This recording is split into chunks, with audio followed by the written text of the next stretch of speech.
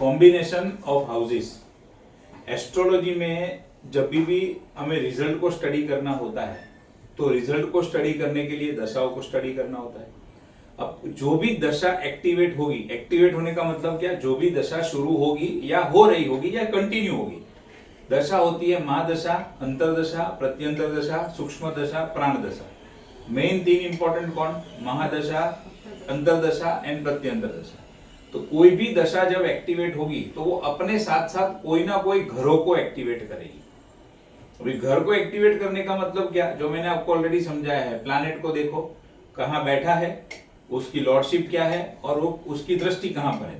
तो जो प्लैनेट जहां बैठा होगा, जो लॉर्डशिप होगी, जहां पर दृष्टि होगी, उसको एक्टिव करेगा। कब करेगा, जब वो दशा में एक्टिव होगा। एक्टिव कब होगा, जब उसका टर्न आएगा और हमें यहां से डेट से पता चलेगा कि कौन सी डेट से कौन सा प्लैनेट एक्टिवेट है। इसको आप और आगे करोगे तो महादशा, देखो अभी जैसे आपकी कुंडली है तो उसमें मंगल की महादशा, उसमें मंगल की अंतरदशा, उसमें मंगल की प्रत्यंतर दशा, मंगल की सूक्ष्म दशा, मंगल की प्राण दशा चल रही है।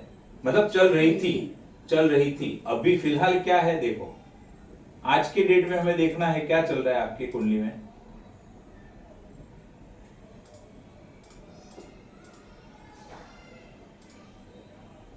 अप्रैल 2025 से मंगल की महादशा, जुपिटर की अंतरदशा, जुपिटर की प्रत्यंतर, जुपिटर की सूक्ष्म, जुपिटर की प्राण। और अभी का जो लेवल है, तो अभी फिलहाल आप कहां पे हो, 2 अक्टूबर, अभी चलो 12 सितंबर। तो मंगल की महादशा चल रही है, जुपिटर की अंतरदशा चल रही है, केतु की प्रत्यंतर दशा चल रही है। अभी आप ये पोजीशन के ऊपर हो।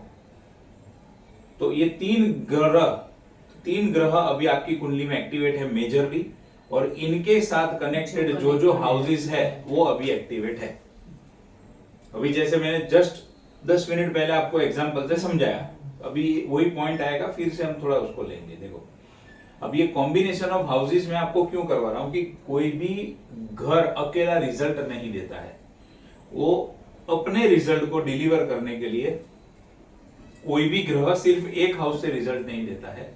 अपने रिजल्ट को डिलीवर करने के लिए उसको कॉम्बिनेशन की जरूरत पड़ती है, और वो कॉम्बिनेशन जब कंप्लीट होता है तब जाके उस इवेंट का रिजल्ट मिलता है। हमारे पास लोग क्या क्या पूछने आएंगे, शादी कब होगी, बच्चा कब होगा, फॉरेन कब जाऊंगा, पढ़ाई कौन से फील्ड में करूं, बिजनेस कब अच्छा चलेगा, बिजनेस कब बुरा चलेगा, ये सारी चीजों को पूछने के लिए आएंगे। तो ये सारी चीजों को अगर हमें स्टडी करना है, निकालना है और उसको बताना है, तो हमें कॉम्बिनेशन पता होने चाहिए। और वो कॉम्बिनेशन अगर हमें परफेक्ट पता होंगे तो हम उसको गाइड कर पाएंगे कब क्या होगा, कब क्या नहीं होगा। ये कॉम्बिनेशन में एक इंपॉर्टेंट रूल क्या है, a house destroys or disturbs the signification of the 12th house from its own house। हर घर अपने से 12वें घर की हानि, व्यय या लॉस करता है। For example, activation of 6th house negates the signification of 7th house. 7th house marriage का है, रिलेशनशिप का है। अब एक्टिव क्या हुआ, 6th हाउस। जैसे अभी आपकी कुंडली में हमने देखा, मैंने आपको बताया जुपिटर 12th में बैठा है, D9 की बात कर रहा हूं, 12th में बैठा है, छठे को देख रहा है। तो जुपिटर ने एक्टिव किया 12th एंड 6th। अब 6th एक्टिवेट हुआ तो ये 6th हाउस एक्टिवेट होकर कौन से घर को डिस्टर्ब करेगा, कौन से घर को खराब करेगा, 7th को खराब करेगा। 7th एक्टिवेट होगा तो रिलेशनशिप अच्छी चलेगी, लेकिन 7th से 12वां घर अगर आप काउंट करो, 7th से 12वां घर तो 6th हाउस होता है। तो इसका मतलब क्या हुआ, हर घर अपने घर से 12वें घर की हानि करता है। यानी छठा घर 7वें की हानि करेगा, उसी तरीके से 8वां घर 9वें घर की हानि करेगा। 9वां घर भाग्य का है, 8वां घर दुर्भाग्य का है। तो आपको जो रिजल्ट मिल रहे थे, जो हमने डिस्कस किया, 7th एक्टिव होता तो ये चीज आप नहीं बोलते। 7th एक्टिव नहीं हुआ, एक्टिव कौन है, 6th हाउस। इसके लिए रिजल्ट किसके अभी आ रहा है, 6th हाउस के आ रहा है। इसके लिए इसने मैरिज को, रिलेशनशिप को वीक कर दिया, तो डिफरेंस ऑफ ओपिनियन, डिस्प्यूट, ये सारी चीजें बढ़ गई। अब ये मैरिज की लिए बात है, हो सकता है कि बिजनेस के कुंडली में भी 6th हाउस एक्टिव हो, अलग अलग कुंडली में अलग अलग हाउस एक्टिव होंगे, बट अभी फिलहाल क्योंकि मैरिज की बात चल रही है, अब आपने सवाल भी पूछा था और इधर एग्जाम्पल भी आया तो मैच हुआ। तो हर घर से 9वां घर है तो 8वां घर उस 9वें घर की हानि करेगा। इसका मतलब मैं 6th हाउस एक्टिव हुआ करके तो भी 7th हाउस को हानि पहुंचाएगा। हाँ, परफेक्ट, मतलब 7th हाउस के रिजल्ट को खराब करेगा। परफेक्ट। 3rd हाउस एक्टिवेट होगा तो क्या होगा, 4th हाउस की हानि करेगा। अब 4th हाउस क्या है, 4th हाउस है मातृभूमि, तो 3rd हाउस क्या है, मातृभूमि का व्यय, यानी विदेश चला जाएगा। मातृभूमि से दूर, विदेश नहीं बोल सकता हूं, लेकिन मातृभूमि से दूर बोल सकता हूं, क्योंकि विदेश के लिए जो कॉम्बिनेशन चाहिए अभी मैं आपको बताऊंगा, वो कॉम्बिनेशन एक्टिव होगा तो विदेश भी जाएगा। तो ये सारे कॉम्बिनेशन को हमें इस तरीके से स्टडी करना है। अब देखो जनरल एट्रीब्यूट्स मैंने यहां पर कुछ लिखे हैं। 4th हाउस है, 4th हाउस किस चीज का है, सुख स्थान, मेंटल पीस, हैप्पीनेस। दूसरा 4th हाउस में इंपॉर्टेंट चीज क्या है, प्रॉपर्टी एंड माता। जो आप मुझे पूछ रहे थे कि 4th हाउस में मैं मेन कौन सी चीज को ध्यान में रखूं, तो ये सुख स्थान है। 4th हाउस से हमारी मेंटल पीस कनेक्टेड है, हैप्पीनेस कनेक्टेड है, साथ ही साथ में मदर, प्रॉपर्टी एंड व्हीकल। ये 6 चीजें बराबर दिमाग में फिट होनी ही चाहिए 4th हाउस की बात आएगी तो। बाकी उसके अंदर तो बहुत सारी चीजें हैं, तो वो सारी चीजों को याद रखना है, ध्यान रखना है, बट ये चीजें जो है वो मेन है। क्योंकि उसके अंदर क्या है, जो मैंने आपको नोट्स दिया है उसमें बिजनेस के एंगल से भी लिखा है, डिजीज के एंगल से भी लिखा है, अपने बेसिक 4th हाउस के एट्रीब्यूट से भी लिखा है, तो याद सारी चीज रखनी है, बट ये चीज पहले क्लिक होनी चाहिए। उसी तरीके से 6th हाउस क्या है, difference of opinion, stress, dispute, competition, victory. अब आज आपको समझ में आएगा 6th हाउस जो है वो बड़ा पैसा भी है, huge amount of money 6th house है, वो एक्सप्लेन करूंगा आपको। 8th हाउस दुख, दर्द, पीड़ा, problem, break, hurdle, slow down, obstacle, depression, एक और चीज है एडिक्शन। ये सारी चीजें 8th हाउस के एट्रीब्यूट्स में आती है। 12th हाउस किसी भी प्रकार का लॉस, व्यय, नुकसान, कोई चीज का अंत होना, वो भी 12th हाउस है। डिसअपॉइंटमेंट यानी निराशा एंड लॉस ऑफ होप्स, मतलब इंसान, व्यक्ति आशा ही छोड़ देता है कि जाने दे यार, अभी इसमें कुछ रखा नहीं है, कुछ होने वाला नहीं है, वो 12th हाउस के attributes. 11th house gains, benefit, profit, turnover, wish fulfilment. अब ये एग्जांपल से हम शुरू करते हैं। जब भी आपके पास कोई केस आएगा कि भाई मेरी शादी होगी कि नहीं, और होगी तो कब होगी, तो पहले हम स्टैटिक प्रॉमिस से ये देखेंगे कि शादी होगी या नहीं। अब आपने देख लिया कि शादी होगी, फिर क्या देखोगे, दशा कि कब होगी। अब कब होगी, तो जब दशा के अंदर 2, 7 या 11 हाउस एक्टिव होंगे तो वो व्यक्ति की शादी होगी। 2nd हाउस किस चीज का है, 2nd हाउस फैमिली का है, तो जब कोई व्यक्ति अकेला होता है तो वो सिंगल है, बट जब शादी होती है तो उसका फैमिली बनता है खुद का, तो 2nd हाउस का एक्टिव होना जरूरी है। 7th house prime house for the first marriage, marriage के लिए सबसे इंपॉर्टेंट, सबसे प्राइम हाउस है वो कौन सा है, 7th हाउस है, तो 7th हाउस एक्टिव होना चाहिए। और ओवरऑल 11th हाउस जो है वो इच्छा पूर्ति का, विश फुलफिलमेंट का, गेन्स एंड बेनिफिट का है। तो 2, 7 एंड 11 का कॉम्बिनेशन जब दशाओं के अंदर एक्टिव होगा तब क्या होगा, व्यक्ति की शादी होगी, शादी के योग बनेंगे। उसी तरीके से डिवोर्स, डिवोर्स मतलब लीगल सेपरेशन, हस्बैंड वाइफ खाली अलग रहते हैं वैसा सेपरेशन नहीं, वो तो कोई अलग तरीके से भी हो सकता है। मतलब समझो हस्बैंड की जॉब फॉरेन में है, वाइफ इधर इंडिया में है, तो सेपरेशन हो गया, बट वो लीगली सेपरेट नहीं है। लीगल सेपरेशन कब होगा, जब 6, 8, 12 दशाओं के अंदर एक्टिव होंगे तो लीगल सेपरेशन होगा। हम पराशरी पढ़ रहे हैं, जब मैरिज का क्वेश्चन आएगा, डिवोर्स का क्वेश्चन आएगा, तो आपको ये जनरल तो देखना है, लेकिन फाइनल कंक्लूजन कौन बताएगा, D9 चार्ट बताएगा। D1 से इंडिकेशन मिल जाएगा, D1 से हम महादशाओं को देखते हैं, और बाकी के जो डिविजनल चार्ट है वहां से क्या पता चलेगा, ये सारे नंबर एक्टिव है नहीं है, और उसका फाइनल कंफर्मेशन उधर से पता चलेगा। तो लीगल सेपरेशन डिवोर्स का योग कौन से घर बनाते हैं? छठा, आठवां और 12वां। उसमें छठा घर क्या है? लीगल मैटर्स का है। आठवां घर problems in married life, and 12th house separation. और 6th हाउस क्या है? डिफरेंस ऑफ ओपिनियन, वो तो मैंने ऊपर लिखा ही है, difference of opinion, stress, dispute, वैसा। फिर सेकंड मैरिज को अगर देखना है, मान लो पहला मैरिज डिवोर्स हो गया, अब सेकंड शादी होगी कि नहीं, तो बाकी के घर तो देखो सेम है, 2, 7, 11, और यहाँ पर क्या है? 2, 9, 11। यानी कि फर्स्ट मैरिज को देखना है तो हम 7th हाउस को कंसीडर करेंगे, लेकिन अगर सेकंड मैरिज को देखना है तो फिर हम 9th हाउस को कंसीडर करेंगे। फर्स्ट मैरिज के लिए प्राइम हाउस है 7th हाउस, सेकंड मैरिज के लिए प्राइम हाउस है 9th हाउस। अब वहां पर क्या होगा? नहीं सॉरी, अब मान लो खाली प्रॉब्लम इन मैरिड लाइफ है, नो लीगल सेपरेशन, प्रॉब्लम है लेकिन सेपरेशन वाली कोई बात नहीं है, तो कौन सा घर होगा? 6th house and 8th house. 12th house निकल जाएगा। अब यहां पर 6th हाउस क्या काम करेगा? Difference of opinion, dispute, husband wife. एक चीज ये भी है, 6th हाउस जब स्ट्रांगली एक्टिव होता है तो क्या होता है? Husband and wife स्लीप्स separately under one roof, एक घर में साथ में रहते हुए भी दोनों की स्लीपिंग पोजीशन अलग होगी। एक बेडरूम में सोएगा, एक लिविंग रूम में सोएगा, या 2 बेडरूम होंगे तो दोनों अलग अलग सोएंगे। No physical relationship between husband and wife, ये भी एक 6th हाउस का एट्रीब्यूट है। और 8th हाउस तो है ही, आपको पता है, प्रॉब्लम, हर्डल, ऑब्स्टेकल, ब्रेक, दुख, दर्द। लेकिन यहाँ पर क्योंकि 12th हाउस नहीं है तो सेपरेशन की बात मुंह से नहीं निकलेगी, सेपरेशन के विचार नहीं आएंगे, छठे और 8वें के विचार आएंगे।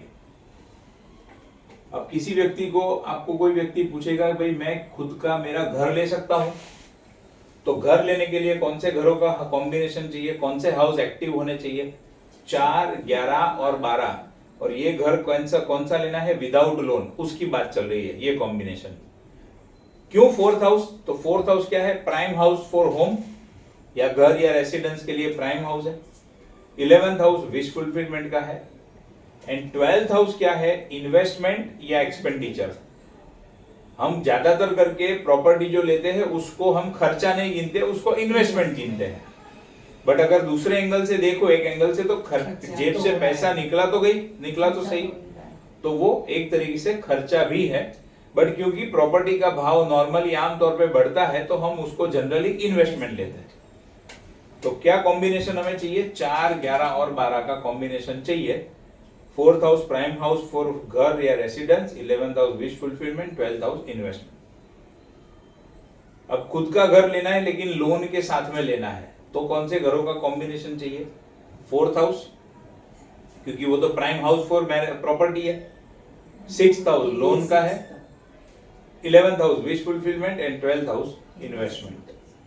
अब ऐसी कंडीशन के अंदर मान लो जो प्राइम हाउस फॉर प्रॉपर्टी है वो अगर नहीं मिल रहा है और 6, 11, 12 हो रहा है, तो लोन लेगा व्यक्ति, खर्चा भी हो जाएगा वो लोन लिए हुए पैसा का, लेकिन प्रॉपर्टी नहीं ले पाएगा क्योंकि 4th हाउस एक्टिव है ही नहीं।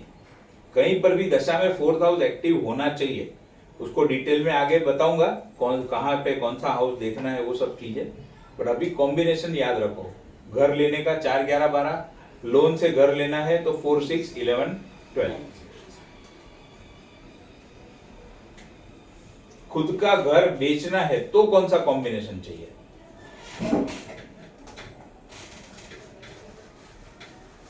अब ये कुछ 2-3 पॉइंट ऐसे हैं जिसमें थोड़ा सा ट्रिकी है, उसको समझ लेना ध्यान से। प्रॉपर्टी बेचनी है, जब मैं बेचता हूं तो सामने वाला कोई खरीदता है, या मैं ऐसा कह सकता हूं वो खरीदेगा तो ही मेरी बिकेगी।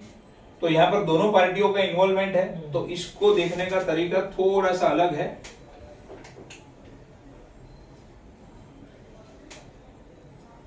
क्योंकि एक जन बोलेगा मुझे बेचना है, बात बराबर है, लेकिन उसको जब तक ऐसा कस्टमर नहीं मिलेगा कि जिसका लेने का भी योग हो, तब तक उसकी बिकेगी नहीं। प्रॉपर्टी देखने बहुत लोग आएंगे, बट डील किसके साथ होगी? इसकी प्रॉपर्टी इसकी कुंडली में बेचने का और सामने वाले की कुंडली में लेने का योग होगा, उसी के साथ डील होगी। तो अब प्रॉपर्टी बेचने के नंबर्स कौन से हैं? 3, 10, 5 एंड 6। मुझे मेरा घर लेना है, उसका नंबर कौन सा है? 4, 11 और 12। अब क्यों ये नंबर से प्रॉपर्टी बिकती है वो समझो पहले। ये 4th हाउस है प्रॉपर्टी का, 3rd हाउस मतलब चौथे घर से 12वां हुआ, यहां से काउंट करो 1 2 3 4 5 6 7 8 9 10 11 12, चौथे घर से 12वां यानी 3rd हाउस। तो 4th हाउस का व्यय कौन करेगा? 3rd house. मेरे हाथ से घर जाएगा ना, मेरे हाथ से व्यय हो जाएगा तभी तो सामने वाले को जाएगा। तो 3rd हाउस एक्टिव होना जरूरी है, तभी मेरे हाथ से प्रॉपर्टी जाएगी। अब जैसे मेरे हाथ से गई बट सामने वाले को लेनी भी पड़ेगी, तो मैं 1st हाउस हूं, तो सामने वाला व्यक्ति कौन सा हाउस?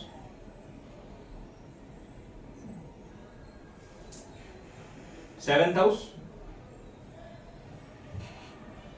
अब मुझे प्रॉपर्टी लेनी है तो मेरा 4th हाउस एक्टिव होना चाहिए, तो सामने वाला व्यक्ति प्रॉपर्टी लेगा तो उसका कौन सा घर एक्टिव होना चाहिए? उसका 4th हाउस। बट उसका 4th हाउस मतलब मेरी कुंडली का कौन सा? 7 8 9 और 10, तो ये 10वां घर हुआ, लेकिन ऑपोजिट पर्सन का 4th हाउस। आई बात समझ में? अब जैसे 4 11 12, तो ये 4 हमने देखा, अब मेरा 11 तो मेरा ये 11th हाउस है। उसी तरीके से ऑपोजिट पर्सन का भी 11th हाउस एक्टिव होना चाहिए, तब उसको वो चीज का लाभ होगा, वो ले पाएगा। तो ऑपोजिट पर्सन 7th हाउस, वहां से 11वां 1 2 3 4 5 6 7 8 9 10 11, तो कौन सा हाउस आ गया? 5th हाउस आया। तो मेरी कुंडली का 5th हाउस, लेकिन ऑपोजिट पर्सन का 11th हाउस। और मैं प्रॉपर्टी ले रहा हूं तो मेरा इन्वेस्टमेंट हो रहा है, यानी कि मेरा 12वां घर एक्टिव होना चाहिए। सामने वाला प्रॉपर्टी ले रहा है तो उसका 12वां घर एक्टिव होना चाहिए, यानी 7th हाउस से 12वां घर यानी 6th हाउस। तो उसका 6th हाउस, मेरी कुंडली का 6th हाउस, बट उसकी कुंडली में या वो सामने वाले पर्सन के लिए 12th हाउस। तो क्या चीज एक्टिव हुई? 3 10 5 एंड 6 जब मेरी कुंडली में एक्टिवेट होगा तो मेरी प्रॉपर्टी बिकेगी। लेने के लिए 4 11 12 चाहिए, बट बेचने के लिए 3 10 5 6 चाहिए। अब कभी कभी ऐसा होता है, व्यक्ति अपनी खुद की एग्जिस्टिंग प्रॉपर्टी पहले बेचता है और फिर 2-3 महीने के बाद अपनी नई लेता है। ट्राई चालू होती है, लेकिन 2-3 महीने के बाद समझो वो पूरी होती है। तो जब वो उसने बेचा तो कौन से हाउस एक्टिव होंगे उसकी कुंडली में? 3 10 5 6। फिर जब उसने लिया 4 11 12 एक्टिव हुआ तो फिर वो ले पाएगा। बहुत बार ऐसा होता है, प्रॉपर्टी बेच दी लेकिन फिर 1 साल 2 साल 5 साल निकल गए। क्यों ऐसा होता है? बेचने के लिए बेच दी, लेकिन उसके बाद में लेने वाले जो नंबर थे एक्टिव ही नहीं हुए। ऐसे हम ले लिया, लिए हुए समझो 10 20 15 साल हो गए, अब बेचना है, बट जब तक ये नंबर एक्टिव नहीं होंगे तब तक प्रॉपर्टी नहीं बिकेगी।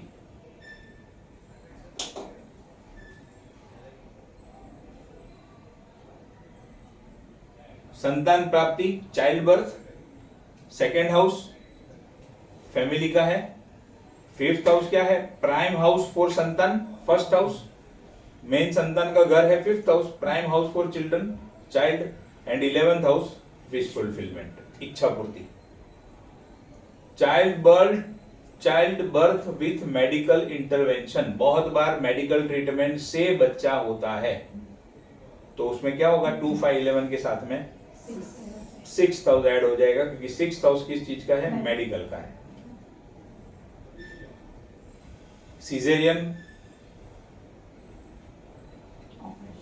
सीजेरियन से बच्चे की प्राप्ति, तो 8वां घर आ जाएगा। 8वां घर सर्जरी का है। मेडिकल इंटरवेंशन से 6th हाउस, जहां पर सर्जरी करने की जरूरत नहीं है, मेडिकल ट्रीटमेंट ली, हो गया। 8th हाउस में सीजेरियन है, बच्चे की प्राप्ति तो हुई बट विद सीजेरियन। और वहां पर इसमें मैंने लिखा नहीं है, बट आपको सिंपल बता देता हूं। मान लो कोई मिसकैरेज हुआ या किसने एबॉर्शन करवाया, तो क्या हुआ? संतान प्राप्ति तो नहीं हुई, तो क्या हुआ? 8वां घर तो एक्टिव होगा, फिर भी अबॉर्शन है या मिसकैरेज है, तो 8th हाउस वहां पर क्या प्रॉब्लम का काम करेगा? 12th हाउस बच्चे का व्यय हो गया, एंड 5th को नेगेट किया 4th हाउस ने। 4 8 12 आया समझ में? यहाँ पर भी 8 हाउस एक्टिव है, यहाँ पर भी एक्टिव है, बट 8 के साथ में 2 5 11 है तो बच्चा मिल जाएगा उस पर्पज से। यहाँ पर वो एक्टिव नहीं है, नेगेट हो रहा है, तो फिर वो बच्चा ले लेगा।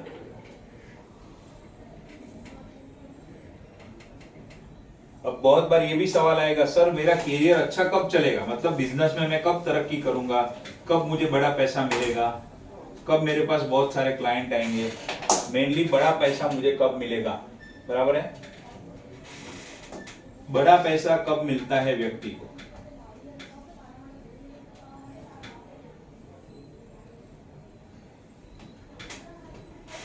जब भी कुंडली में second house, 6th house and 11th house active होता है तो बड़ा पैसा मिलता है।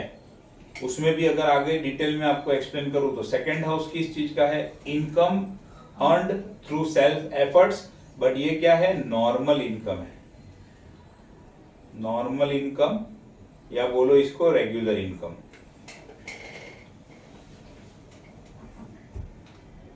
ठीक है, जब 6th हाउस ऐड होता है तो क्या होता है, मेरी इनकम, मेरा सेकेंड हाउस नहीं, इसको अलग से पहले आपको बाद में समझाऊंगा। मुझे अगर कोई चीज लेनी है तो मैं खर्चा करता हूं, जो भी खर्चा वो कौन से घर से कनेक्ट होता है, मेरा खर्चा, खुद की चीज, खुद का खर्चा। हाँ बराबर, शब्द बराबर पकड़ा, खुद का खर्चा। तो फर्स्ट हाउस, खुद का खर्चा नहीं, खुद के लिए खर्चा, खुद के लिए तो वो कौन सा घर, खर्चे का घर कौन सा, फर्स्ट हाउस तो सेल्फ। खाली अभी खुद का छोड़ दो, अभी मुझे बताओ खर्चे का घर कौन सा, जिसमें एक्सपेंडिचर, एक्सपेंसिस, खर्चा, वो कौन सा घर, 6, खर्चे का घर है 12th हाउस। व्यय बोलते हैं ना, अच्छा व्यय बोलो, एक्सपेंसिस बोलो, एक्सपेंडिचर बोलो, वो सारी चीजें इन शॉर्ट है कि खर्चा, या लॉस भी आ गया, बट लॉस नहीं है, अभी बात चल रही है पैसे खर्च करने की। तो मैं जब भी कोई चीज खरीदता हूं तो मैं जो भी खर्चा करता हूं वो मैं 12th हाउस से करता हूं। अब ये अगेन ये मैं हूं, ये मेरे सामने वाला व्यक्ति है 7th हाउस। अब ये व्यक्ति कोई चीज खर्च करेगा, सॉरी ये व्यक्ति कोई चीज परचेस करेगा, अपने लिए लेगा, तो इसका खर्चा कहां से होगा,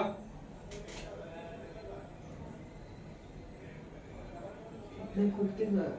अगर मेरा खर्चा मेरे 12th हाउस से हो रहा है तो उसका खर्चा उसके 12th हाउस से होगा। उसका 12th हाउस मतलब मेरी कुंडली का 6th हाउस।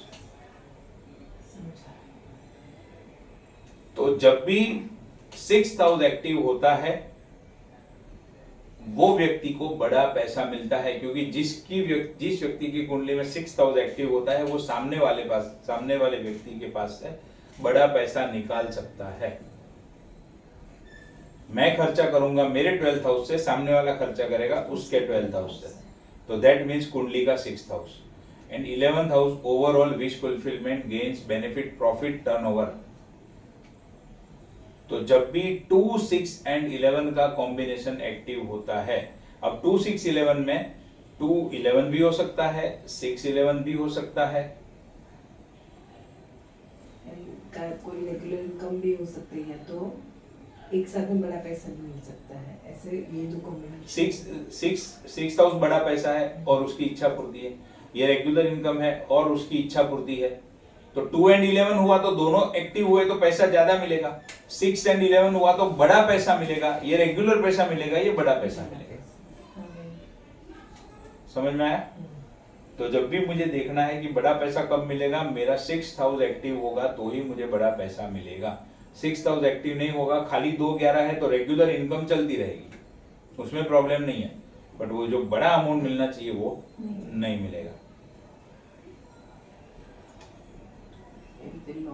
उसी तरीके से लॉस, अब मेरा लॉस कौन से घर से होगा,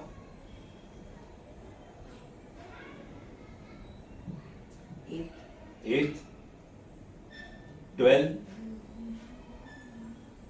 बराबर है, 8वां घर और 12वां घर लॉस का है।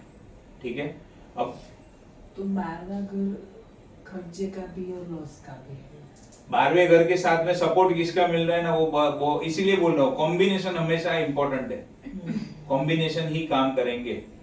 अब बड़ा लॉस किसी व्यक्ति को कब होगा, जब उसकी कुंडली में 5th house 8th house and 12th house active होगा, तो उसको बड़ा लॉस होगा, उसको पैसा नहीं मिलेगा, कस्टमर उसको पैसा नहीं देंगे, पैसा फंस जाएगा, चाहे फिर बिजनेस के अंदर दिया हो या दोस्ती यारी में दिया हो, कैसे भी दिया हो, 5 8 12 का कॉम्बिनेशन एक्टिव हुआ तो पैसा फंसेगा, पैसा मिलेगा नहीं, दिया हुआ पैसा वापस नहीं आएगा। और अगर मान लो उधारी वाला धंधा नहीं है, जैसा मेरे जैसा कंसल्टेशन कर रहा है जिसमें उधारी नहीं है, पैसा लेना है, बट अगर 5 8 12 एक्टिव है तो ये व्यक्ति को बड़ा पैसा मिलेगा ही नहीं, ऊपर का उसके घर से पैसा जाएगा। बड़ा तो जाने दो, घर से पैसा जाएगा या पैसा मिलेगा नहीं। 5th हाउस क्यों? 5th हाउस में क्या काम करूंगा? क्योंकि वैसे तो 6th 5 हाउस को नेगेट कौन करता है? 6th हाउस बड़ा पैसा है, उसको नेगेट करता है 5th हाउस, ये एक रीजन है। दूसरा, मेरा लाभ स्थान मेरा 11th हाउस है, मेरा 11th हाउस जो है वो मेरा लाभ स्थान है, मेरा गेन्स मेरा बेनिफिट है। बट अगर मेरा गेन्स और मेरा बेनिफिट नहीं हो रहा है तो सामने वाले का हो रहा है। कोई भी चीज में अगर मेरा नहीं हो रहा है तो सामने वाले का हो रहा है, बिजनेस की डील है तो सामने वाले का मतलब कुंडली में जब 5th हाउस एक्टिवेट होता है तो वो इनडायरेक्टली सामने वाले का 11th हाउस एक्टिव होता है। इसके लिए जो गेन्स एंड बेनिफिट मुझे मिलने चाहिए उसके बदले किसको मिलेंगे? सामने वाले को मिलेंगे। अब मेरा 8वां घर हर्डल ऑब्स्टेकल पीड़ा प्रॉब्लम का है, बट वही अगर आप ऑपोजिट पर्सन का देखो तो ऑपोजिट पर्सन का 2nd हाउस है, सामने वाले का 11th हाउस, सामने वाले का 2nd हाउस, और मेरा व्यय मेरा नुकसान तो सामने वाले का कौन सा? वही चीज 6th हाउस। तो जिसकी कुंडली में 2 6 11 एक्टिव है उसको बेनिफिट, जिसकी कुंडली में 5 8 12 एक्टिव है उसको नुकसान। अब मेरी कुंडली में 5 8 12 एक्टिव है तो मुझे नुकसान है, तो सामने वाले को फायदा ही है। मान लो मैंने किसी को 10 लाख का पैसा 10 लाख का माल दिया था, मेरा 5 8 12 एक्टिव हो गया तो मुझे वो पैसा नहीं मिला, तो इनडायरेक्टली उसको तो फायदा हो ही गया ना, वो माल उसने रख लिया, भले इनडायरेक्टली रखा या चीटिंग करके रखा, बट मुझे पैसा नहीं मिला, उसको वो चीज का लाभ हो गया। मेरा पेमेंट जो आने वाला था, कस्टमर के पास से हमें जो पेमेंट मिलता है उसका घर 6th हाउस है, ये मैं हूं। 7th हाउस से हम कस्टमर को देखते हैं, ये मेरा खर्चा है, तो 6th हाउस जो है वो कस्टमर का खर्चा है। कस्टमर खर्च करेगा अपनी जेब से तो मुझे मिलेगा ना। अब 5th हाउस एक्टिवेट हो गया तो कस्टमर का ही लाभ हो गया उसके अंदर, तो और कस्टमर खर्चा करने वाला था उसको नेगेट कर दिया, 5th हाउस है तो खर्चा करने वाला था वो अब नहीं करेगा। अच्छा, कस्टमर खर्चा नहीं करेगा तो इनडायरेक्टली कहीं ना कहीं उसका बेनिफिट है, तो उसका 11th हाउस। 8th हाउस मेरा लेकिन कस्टमर का 2nd, क्योंकि उसकी तो इनकम हो गई, पैसा बचा, और मेरा 12 उसका 6। ये खेल बराबर समझ लेना, 2 6 11 5 8 12, जिंदगी में जितने साल एस्ट्रोलॉजी करोगे इसको भूलने का नहीं। अब पार्टनरशिप में क्या होता है, 2 पार्टनर की कुंडलियां हम देखते हैं, अगर देखो तो अच्छी बात है, लेकिन अगर आपके पास कोई पार्टनरशिप के लिए कुंडली आती है, उसमें आप देखते हो, पूछेंगे पार्टनरशिप करूं कि नहीं करूं, तो पहले आपने देखा कि हाँ पार्टनरशिप तो कर सकते, प्रॉब्लम नहीं है, फिर आपकी नजर पड़ी दशाओं के ऊपर, दशा में आपने देखा भाई 5 8 12 एक्टिव है, क्या कहोगे उसको, करनी चाहिए कि नहीं करनी चाहिए पार्टनरशिप?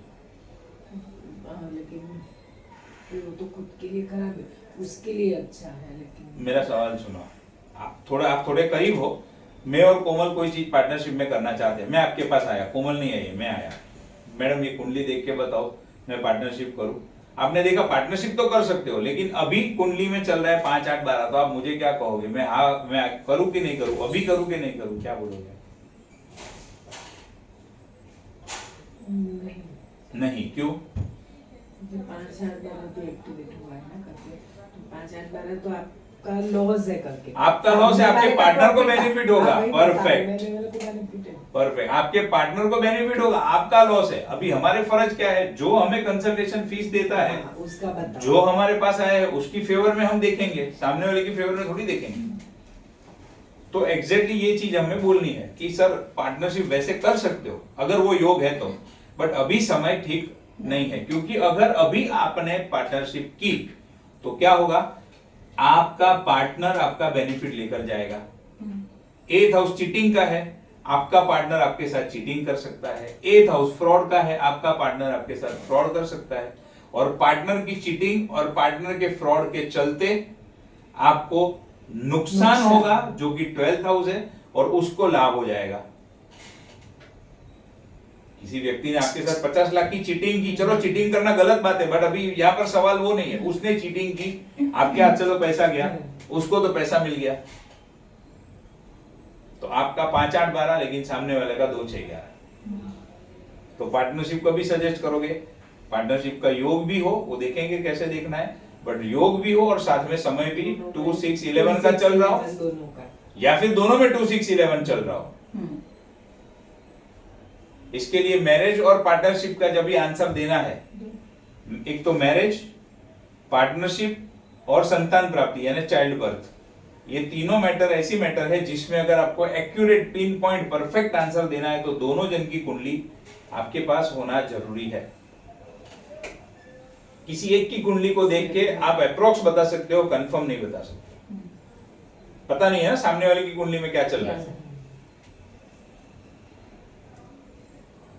अब नई गाड़ी लेनी है तो 4th हाउस व्हीकल का है, 11th हाउस इच्छा पूर्ति एंड 12वां घर एक्सपेंडिचर। यहां पर हम उसको खर्चा ही गिनते हैं क्योंकि गाड़ी की वैल्यू डे बाय डे कम होती है, उसमें डेप्रिसिएशन लगता है, वो कुछ कोई गाड़ी का भाव आज तक बढ़ा नहीं है, इसके लिए यहां पर तो वो खर्चा ही गिना जाएगा। विजिटिंग अ फॉरेन कंट्री यानी फॉरेन कंट्री पे जाने के लिए कौन सा घर है, कौन से घरों को एक्टिवेट होना जरूरी है, 3rd house, 9th house, 12th house. 3rd house क्या है, लॉस ऑफ मदरलैंड, जो मैंने अभी आपको समझाया था। 4था घर है मातृभूमि, उसका व्यय कौन करता है, 3rd हाउस। तो मातृभूमि, जब आप विदेश जाते हो तो मातृभूमि छोड़ देते हो, किसी भी चीज को छोड़ना, व्यय करना, वो 12th हाउस का काम है। तो 4th हाउस आपको मातृभूमि पे पकड़ के रखता है, 3rd हाउस आपको मातृभूमि से दूर भेजता है। तो 3rd हाउस। 9th हाउस किस लिए है, लॉन्ग डिस्टेंस ट्रैवलिंग या फिर एयर ट्रैवलिंग, हवाई यात्रा जो है या लॉन्ग डिस्टेंस ट्रैवलिंग जो है उसको हम 9th हाउस से देखते हैं। एंड 12th हाउस किस चीज का है, फॉरेन कंट्री या तो फिर अननोन प्लेसेस। और जब ये 12th हाउस एक्टिव होता है तो हमेशा व्यक्ति फॉरेन ही जाता है ऐसा नहीं है, अपने जन्मस्थल से, सेम कंट्री में रह के अपने जन्मस्थल से बहुत दूर चला जाता है। जैसे अभी मैडम है, उनका बर्थ प्लेस है भावनगर, नहीं सॉरी विरमगाम है बर्थ प्लेस, लेकिन अभी वो मुंबई में है। तो कुंडली में 12th हाउस तो एक्टिव है, बट जरूरी नहीं कि 12th हाउस हर बार विदेश भेज दे आपको, घर से जब अपने बर्थ प्लेस से दूर भेज दे। 3 9 12 का कंप्लीट कॉम्बिनेशन एक्टिव होगा और उसके कारक तत्व की चलती, जैसे राहु है फॉरेन कंट्री का कारक है, मून है वो फॉरेन ट्रैवलिंग का कारक है, वो सारी चीजों का कॉम्बिनेशन बैठेगा तब विदेश यात्रा भी होगी। Basic and higher education 4 5 9 11। 4th house किस चीज का है, बेसिक एजुकेशन का। और प्राइम हाउस ऑफ एजुकेशन है 4th हाउस, मेन हाउस है पढ़ाई लिखाई के लिए। देखो एक सिंपल सी बात है, जब तक बेसिक एजुकेशन नहीं होगा हायर एजुकेशन तो होने वाला ही नहीं है, इसके लिए वो प्राइम हाउस है, मेन हाउस है पढ़ाई का। तो 4th house prime house of education, basic education के लिए प्राइम हाउस है। 5th हाउस व्यक्ति की बुद्धि है, इंटेलिजेंस है, और पराशरी में हम उसको ग्रेजुएशन से भी कनेक्ट करते हैं। केपी में 4 9 11 है, पराशरी में 4 5 9 11 है। तो ये बुद्धि, इंटेलिजेंस या फिर ग्रेजुएशन। 9th हाउस है prime house of higher education. Higher education हमने देखा है आगे जब सबसे पहले हाउसेस किया था, वो 9th हाउस में आता है। एंड 11th हाउस ओवरऑल इच्छा पूर्ति, wish fulfilment. Break in higher studies, बहुत लोग हायर स्टडीज करनी होती है लेकिन नहीं कर पाते। तो देखो 3rd हाउस है प्राइम हाउस, 4th हाउस उसका नेगेशन 3rd हाउस ने किया। हायर एजुकेशन का मेन हाउस कौन सा है, 9th हाउस, उसको नेगेट कौन करेगा, 8th हाउस। और 12th हाउस क्या है, ओवरऑल चीजों का व्यय, loss, disappointment. Success in competitive exam, IAS, IPS, CA, CS, law की हायर लेवल की एग्जाम्स, एंट्रेंस एग्जाम कोई भी, अगर वो सारी चीजों में मतलब वो कॉम्पिटिटिव कोई भी कॉम्पिटिटिव एग्जाम में क्लियर होना है तो कौन से नंबर चाहिए? 6, 9, 11। अभी 6, 9, 11 भी हो सकता है या 6, 11 भी हो सकता है। 9, 11 होगा तो कॉम्पिटिटिव एग्जाम नहीं क्लियर कर पाएगा, या फिर नहीं सॉरी इसमें 11th हाउस है, बट वो 11th हाउस फिर अकेला हो तो एकदम स्ट्रांगली एक्टिव होना चाहिए, क्योंकि वो ओवरऑल इच्छा पूर्ति का और विश फुलफिलमेंट का है। अदरवाइज 6, 11, 11 या फिर 6, 9, 11। 6th house prime house of competition, 9th house higher education या फिर luck, and 11th house wish fulfilment. किसी भी चीज में इंडिया पाकिस्तान की मैच चल रही है, इंडिया को जीतना है तो इंडिया का 6th हाउस एक्टिव होना चाहिए। इलेक्शन में जीतना है, एक बाजू मोदी जी है, एक बाजू राहुल गांधी है, मोदी जी को जीतना है तो मोदी जी का 6th हाउस एक्टिव चाहिए। किसी भी चीज में विक्ट्री पानी है तो 6th हाउस चाहिए चाहिए और चाहिए। 6, 11 मिल जाए बहुत बढ़िया बात है, 11 मिल जाए इन जनरल तो अच्छी बात है, बट 6th हाउस चाहिए चाहिए और चाहिए। आया समझ में? और कहीं से भी 6th हाउस को नेगेट नहीं होना चाहिए, नेगेट होगा तो उसकी पावर कम हो जाएगी तो फिर वो व्यक्ति हार सकता है। उसी तरीके से समझो कंपटीशन में जीतना है तो 6, 11, कंपटीशन में हारेगा कब कोई व्यक्ति? 5, 8 और 12। 6th हाउस कंपटीशन का है, उसको नेगेट किया उससे पीछे वाले एक घर ने, 12th हाउस ने। 8वां घर तो ओवरऑल हर्डल ऑब्स्टेकल का है, 12th हाउस लॉस का है। अब 5 और 8 भी हो सकता है तो भी व्यक्ति क्लियर नहीं करेगा, 8 और 12 होगा तो भी क्लियर नहीं करेगा। लेकिन कभी ऐसा होगा 6, 8, 12 तो देखना पड़ेगा 6th हाउस अगर मजबूत होगा और 8 और 12 थोड़े वीक होंगे तो क्लियर कर पाएगा, but extreme hard work, extreme struggle या फिर मल्टीपल टाइम उसको एफर्ट्स भी मतलब मल्टीपल एफर्ट्स करने पड़ेंगे। ये अब इंडिविजुअली जब हम एक एक चैप्टर को स्टडी करेंगे उसमें और डिटेल में जाएंगे। ये बोले ना कि 6 देखना पड़ेगा कि वो 6 नेगेट कर रहा है कि नहीं कर रहा है, तो वो फिर क्या अभी क्या दिखाएगा? ये अभी कुछ नहीं, अभी कॉम्बिनेशन याद रखो। नहीं से बोल रही हूँ मैं, नॉर्मल अभी कुंडली में अगर मेरे को देखना है कि नेगेट कर रहे हैं कि नहीं, तो वापस उसके 5th हाउस मेरा एक्टिव हो रहा है कि नहीं हो रहा है वो चेक करना है। हाँ, खेल सारा वही है, कौन सा घर एक्टिव है, बट वो दशाओं के रूल थोड़े अलग है, वो सब आपको एक्सप्लेन करूंगा मैं। गुड हेल्थ, किसी भी व्यक्ति की हेल्थ अच्छी कब होगी? जब 1, 5, 9, 11 एक्टिव होंगे कुंडली में तो हेल्थ अच्छी होगी। रीजन क्या है, लॉजिक क्या है? 1st house overall body and good health, 5th house negation of the 6th house, छठा घर बीमारी का भी है बट बीमारी को नेगेट किया 5th हाउस ने। अब देखो छठा घर बीमारी का है, बीमारी से मुक्ति पानी है तो वो व्यक्ति का 5th हाउस एक्टिवेट होना ही चाहिए, तभी उसको बेचारे को बीमारी से मुक्ति मिलेगी। लेकिन उसी के साथ साथ में छठा घर जॉब का भी है और 5th हाउस एक्टिव हुआ, यहां पर हेल्थ तो अच्छी हो जाएगी, जॉब छूट जाएगी। अब वो देखना पड़ेगा, D10 कुंडली में 6th हाउस एक्टिव है, वहां पर 5th एक्टिव हुआ है, हेल्थ की कुंडली में 6 एक्टिव है और वहां पर 5th हाउस एक्टिव हुआ है। कहां पे क्या एक्टिव हुआ है वो देखना जरूरी है, घर तो वही है, क्योंकि 6th हाउस अगर हस्बैंड वाइफ रिलेशनशिप की कुंडली में एक्टिव हो तो डिफरेंस ऑफ ओपिनियन झगड़ा देगा। 6th हाउस अगर D10 कुंडली में एक्टिव हो तो बड़ा पैसा देगा। 6th हाउस अगर हेल्थ की कुंडली में एक्टिव हो तो डिजीज दे देगा। पढ़ाई लिखाई की कुंडली में एक्टिव हो 6th हाउस तो कंपटीशन क्लियर करवाएगा। हाउस तो वही है बट कौन सी कुंडली में एक्टिव हो रहा है उसके रिजल्ट है।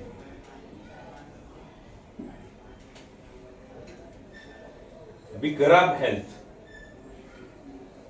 ये तो हो गया ना, नेगेशन ऑफ 6th हाउस यानी 5th हाउस गुड हेल्थ के लिए। 9th house loss, luck, support और good health, overall good house, generally अच्छा घर है 9th house. And 11th house wish fulfilment. Bad health, health खराब कब होगी? 6, 8, 12, छठा घर डिजीज या स्ट्रेस का। 8th house long term disease, chronic disease. And 12th house weakness, disappointment, hospitalisation का भी है 12th हाउस। अब क्या है देखो, खाली छठा घर एक्टिव होगा तो बीमारी होगी, छठे के साथ में 8वां हुआ तो लॉन्ग टर्म बीमारी होगी, या तो जान ले ले वैसी बीमारी होगी, क्रॉनिक डिजीज। 6, 8, 12, छठा घर बीमारी, 8वां घर सर्जरी, 12वां घर हॉस्पिटल। ये एकदम खराब कॉम्बिनेशन है हेल्थ के एंगल से। 6, 8, 12, छठा घर बीमारी, 8वां घर सर्जरी, 12वां घर हॉस्पिटल।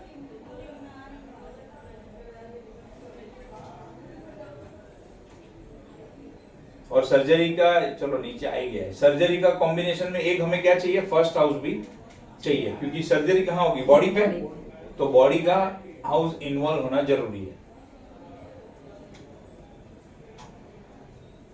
लॉन्ग लाइफ, कोई व्यक्ति लंबा जिएगा वो कैसे पता चलेगा किसी व्यक्ति की आयु लंबी है? एक तो फर्स्ट हाउस जो बॉडी का है, या वो व्यक्ति खुद है फर्स्ट हाउस। थर्ड हाउस क्या है, 8वें घर से 8वां घर है। मैंने आपको बताया था एक बार, हर घर से उतने ही घर आप आगे जाओ तो उसकी वृद्धि होती है। ये पॉइंट पहले एक बार लिया था, अब फिर से आया। 8वां घर किस चीज का है, लाइफ का है। 8वें से 8वां, 1, 2, 3, 4, 5, 6, 7, 8, तो थर्ड हाउस आया। तो 8वें घर का जो पावर है उसको बढ़ाने का काम कौन करता है, थर्ड हाउस का। छठा घर बीमारी का है, त्रिषणाया के टाइम पे आपको समझाया था। छठा घर बीमारी का है, छठा घर नेगेटिव है। छठे घर से छठा घर कौन सा है, 11।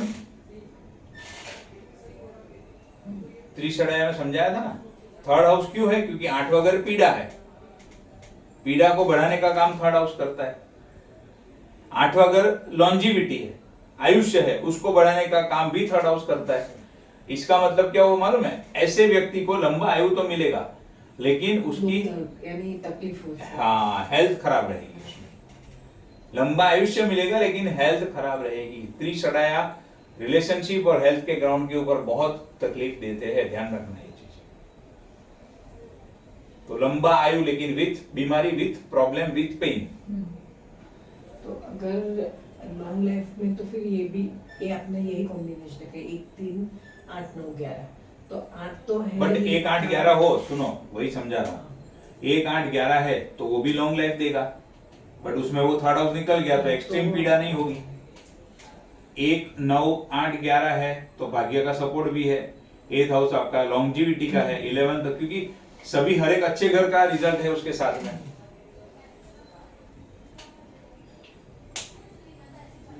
8वां घर लॉन्जिविटी यानी आयु का, 9th हाउस लक का, 11th हाउस विश फुलफिलमेंट का। तो ये जो कुछ कॉम्बिनेशन है उसके रिलेटेड मैंने आपको एक्सप्लेन किया। जो भी मैंने अभी अब तक आपको एक्सप्लेन किया उसमें कुछ डाउट है, कुछ समझ में नहीं आ रहा है तो पहले पूछो। अभी क्या करते हैं, वो जो कुंडली में होमवर्क में देने वाला था राहु केतु का, वो भी आपको खाली एक पॉइंट यहाँ पर समझा, मतलब आप ही लोग मुझे बताओ राहु केतु का। उसके बाद में तीसरा टॉपिक शुरू करने के लिए देखेंगे, टाइम रहता है तो पहले आपकी क्वेरीज जो पिछले लेक्चर की कुछ होगी वो ले लेता हूँ, बाद में टाइम बचेगा तो। चलो इसमें मुझे आप लोग ही बताओ, ये इसकी राहु की दशा देखो 26 अगस्त 2025 से शुरू हुई है, तो राहु की दशा इसकी कैसी जाएगी बोलो। राहु सेकंड हाउस में,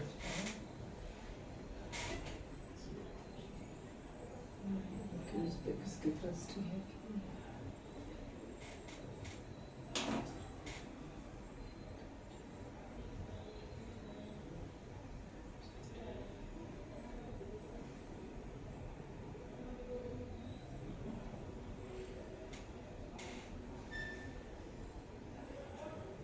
सैटर्न की 10th दृष्टि है।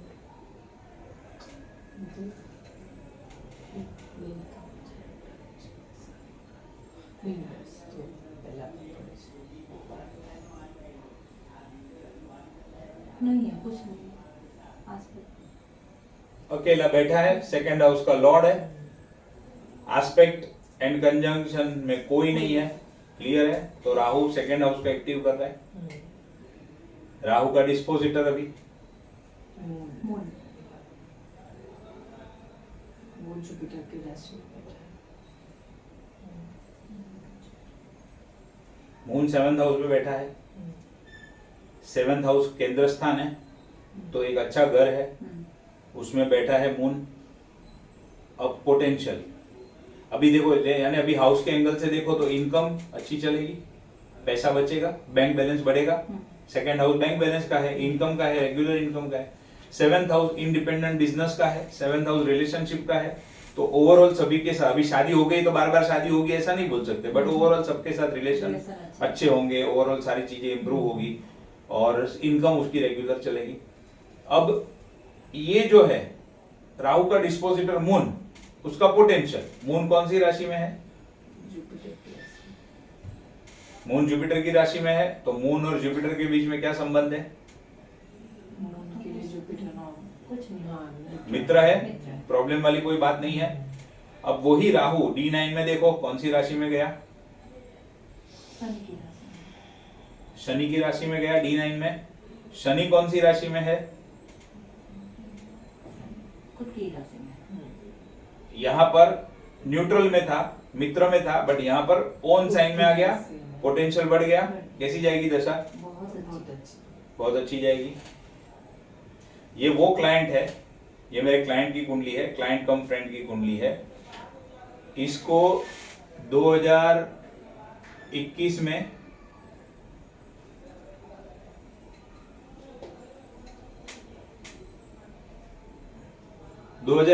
इसको एक पार्टनर ने चीट किया और लगभग उसका 20 लाख का नुकसान करके चला गया 2021 में।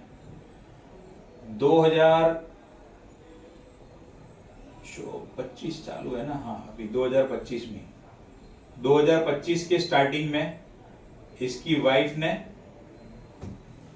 इसको चीट किया। वाइफ का अफेयर था, सारी चीजें बाहर आ गई 2025 में। और कितनी भी मेहनत करे, कितनी भी स्ट्रगल करे, जीरो रिजल्ट था लगभग पिछले 7-8 साल से। उसके पहले अच्छा था, तो देखो उसके पहले दशा कौन सी थी? मून की थी, बट 7-8 साल से, यानी 2018 से 2025 कौन था? मंगल। अब मंगल जब दशा में एक्टिव था 2018 से बेचारा पीटा है, 2018 से 2025 अभी अगस्त में उसको नई महादशा शुरू हुई। मंगल कौन से घरों को एक्टिवेट कर रहा था बताओ जरा? D1 में देखना। फिफ्थ में।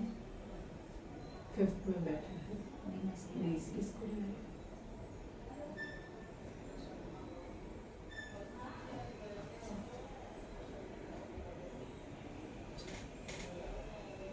और 8th हाउस दृष्टि उसकी पड़ रही है कोई। 8th हाउस अरे क्यों भूल गए? मंगल कहां पर बैठा है? 5th हाउस में। उसकी लॉर्डशिप कौन से घरों को एक्टिवेट कर रहा है? मतलब प्लेसपेट, एस्पेक्ट, कंजंक्शन, तो बैठा है 5th हाउस में। लॉर्डशिप है 6th की और 11th की। दृष्टि है 8वें पे, 12वें पे एंड 11 पे। आया समझ में? मैंने अभी थोड़ी देर पहले क्या समझाया? पार्टनर का प्रॉफिट, हमारा लॉस, कौन सा घर एक्टिव होगा? 5 5, 8, 12। देखो है मंगल में 5, 8, 12।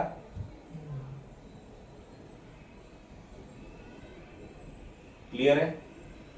रिलेशनशिप में अभी वाइफ ने ऐसी चीटिंग की, अफेयर 12 है, तो रिलेशनशिप के ऊपर तो जबरदस्त नेगेटिव असर पड़ा ही होगा।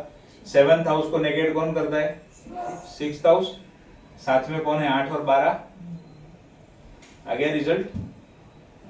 अब ये मंगल ये सारे घरों को 7 साल तक एक्टिव किए हुए बैठा है, तो 7 साल तक कितनी भी मेहनत कर ले, कुछ भी कर ले। अच्छा, इसके एक पार्टनर ने नहीं, दोनों पार्टनर ने इसको चीट किया। पार्टनरशिप शुरू भी की 2018 में और खत्म भी हो गई। 5-7 साल में तो सब खत्म हो गया। क्यों खत्म हो गया? पार्टनरशिप को नेगेट कौन करता है? पार्टनर भी 7th हाउस है, 6, 8, 12। मैरिज की कुंडली में 6, 8, 12 वाइफ के साथ इश्यू। बिजनेस की कुंडली में 6, 8, 12 पार्टनर के साथ इश्यू है। रिजल्ट सामने। ये सारी चीजें हुई, लेकिन क्योंकि मंगल अपने खुद के घर को देख रहा था, देखो 11th हाउस को देख रहा है मंगल, अपने खुद के घर को, तो जैसे तैसे करके उसको कोई ना कोई बचाने वाला मिल गया। 11th हाउस जो इच्छा पूर्ति, गेन्स, विश फुलफिलमेंट बोलते हैं, वो एक ये एंगल। और दूसरा मैंने आपको फिर से क्या बोल रहा, वापस एक बार बोल रहा हूँ, इसको पाइल्स का प्रॉब्लम भी हुआ था। देखो मंगल है, 8th हाउस है, पाइल्स जो है वो प्राइवेट पार्ट से कनेक्टेड बीमारी है। मंगल उसका पाइल्स का कारक भी है क्योंकि ब्लड रिलेटेड इश्यू है। तो मंगल और 8 हाउस आया। 6, 8, 12 हेल्थ खराब करता है, हाँ। हेल्थ भी खराब हुई। स्ट्रेस, डिप्रेशन, लिटरल डिप्रेशन में चला गया था क्योंकि वाइफ ने चीटिंग की, पार्टनर ने चीटिंग की, दूसरे पार्टनर ने चीटिंग की। कब तक सहेगा कोई व्यक्ति? एक लिमिट होती है हर एक की। अभी अभी मुझे पता चला लगभग फरवरी महीने नहीं अप्रैल महीने में, 4 महीने पहले, जब तक ये राहु चालू नहीं हुआ था, 4 महीने पहले उसके एम्प्लॉय ने चीटिंग की उसके साथ, 5 लाख लेके भाग गया उसका एम्प्लॉय। अरे बाप रे। Employ 6th house, cheating 8, 12। मैं वही सोच रहा था एक चीज और हुई है इसके साथ, वो एक ये थी, एम्प्लॉय ने चीटिंग किया। 6, 8, 12, 7 साल तक बेचारा इसी के अंदर चक्कर में झूम रहा है। और जबकि ये एक टाइम ऐसा था कि जब हम दोनों ने कॉलेज के बाद में करियर की शुरुआत की तो मेरा कुछ ठिकाना नहीं था, मेरे पास मैं कौन सा काम करूंगा, मेरा जीवन क्या होगा, कैसे करूंगा, वो एक सवाल था। और वो टाइम पे उसका करियर फुल पिक में था टिल 2018। तो हमने कॉलेज छोड़ा 2001 में, तो 2001 से 2018 यानी टोटल 17 इयर्स उसने पीछे मुड़ के देखा नहीं है, फुल फ्लैज उसकी गाड़ी चली है। 2018 के बाद ऐसा टर्न लिया, क्या एक्टिव हो गया देखो। एक और मैं आपको क्या बताता हूं, बार बार त्रिशड़ आया, मंगल एक्टिव हुआ। मंगल त्रिशड़ आया, लॉर्ड में से 6ठे और 11वें का स्वामी है, 6ठा और 11वां घर खाली है। त्रिशड़ आया पर्सनल एंड हेल्थ ग्राउंड पे बहुत रिलेशनशिप एंड हेल्थ में इंसान को तबाह बर्बाद करता है। रिलेशनशिप 7th हाउस नेगेट किया 6th हाउस ने, हेल्थ इश्यू 6th हाउस। खाली इतनी सी चीज से, इतनी चीज आपके सामने कोई कुंडली लेकर बैठे, आप इतनी चीजों से बोलना शुरू करो, सामने वाला दिमाग काम नहीं करेगा उसका। और ये सारी चीजें जो उसके साथ हुई सडनली हुई, अचानक। मतलब आज रात को सोया है, कल सुबह फोन आया, वो पार्टनर ने इतने का लॉस किया है, उसने इतना चीट किया है, उसने उतना, ये पार्टी उठ गई। 5, 8, 12 है, पैसा बचेगा ही कहां से उसके पास। अब ऐसी हालत में उसने मुझे वास्तु के लिए बुलाया कि मेरे घर का वास्तु करो। तो मैंने वास्तु तो किया, लेकिन उनको मैंने बोला कि आप ये वास्तु कर रहे हो, मैं कर रहा हूं, लेकिन अभी भी आपकी कुंडली आपके सपोर्ट में नहीं है।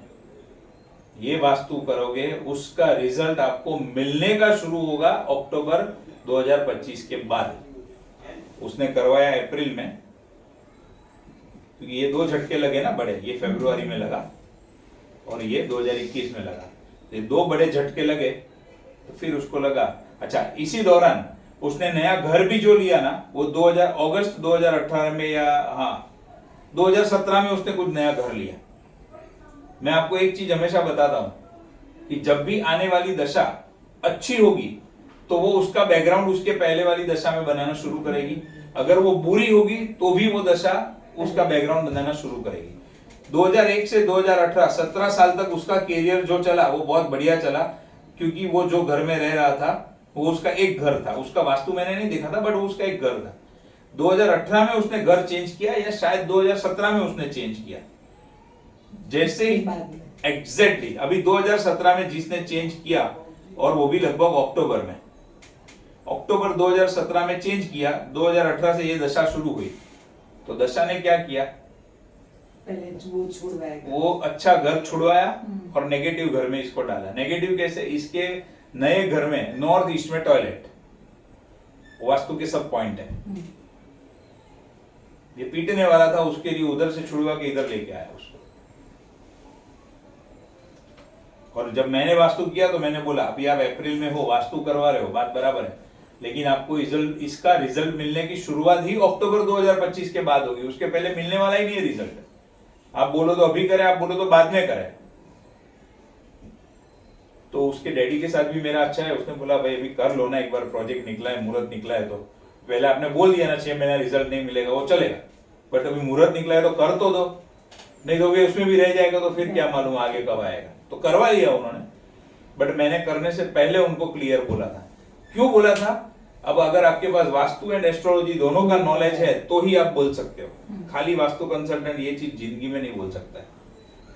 मैंने देख लिया वास्तु करने से पहले मंगल में ये हाल है, राहु में क्या हाल है, न 8 है, न 12 है, न 7 है, 2 and 7, 2 number family, income, 7 number relationship, वापस वाइफ के साथ रिलेशन अच्छे हो जाएंगे।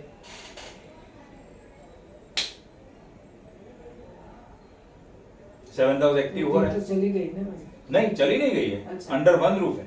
ओके।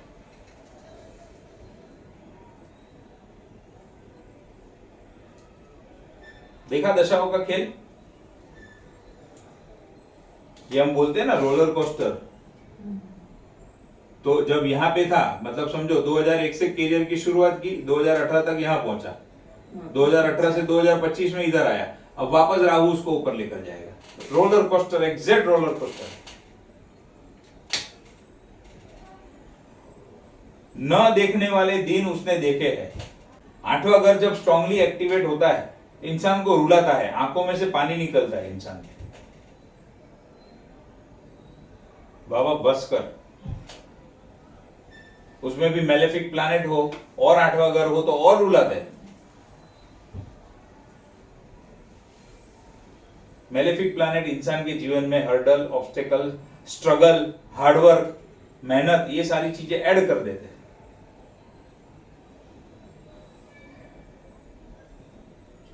इसके घर का वास्तु भी है, जब वास्तु का आपको समझाऊंगा तब वो टॉपिक आएगा तो वास्तु भी बताऊंगा, बट ये आपकी आंखों के सामने है।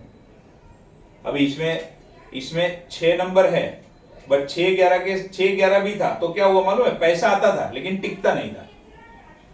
एक कॉम्बिनेशन क्या है इसके अंदर, देखो ध्यान से, 6-11 भी है, दूसरा कॉम्बिनेशन 5-8-12 भी है। 5-8-12, 6-11, ये अपना काम करेगा, ये अपना काम करेगा, ये अपना करेगा, ये अपना करेगा। पैसा बिल्कुल भी आया नहीं ऐसा नहीं है, आता था जाता था, आता था जाता था, आता था जाता था। अगर खाली 5-8-12 हो तो बैंकक्रप्ट आएगा ही नहीं कुछ। बैंकक्रप्ट का कॉम्बिनेशन है 5-8-12।